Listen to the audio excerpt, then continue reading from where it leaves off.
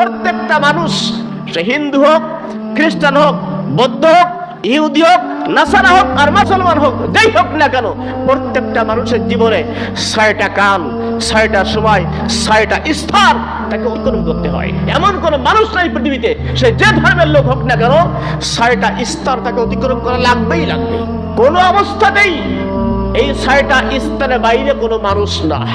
একজন মানুষ সে 6টা কালের সাথে, 6টা স্তরের সাথে সে জড়িত রয়েছে, অথচ তার জীবন এই 6টা কালের সাথে অতিক্রম করতে করতে প্রায় শেষ দিকে এগোচ্ছে, মূল মঞ্জিল এবং মকসুদের দিকে এগোচ্ছে, কিন্তু সে সম্পর্কে মানুষের কোনো কি নাই, কোনো হুঁশ নাই।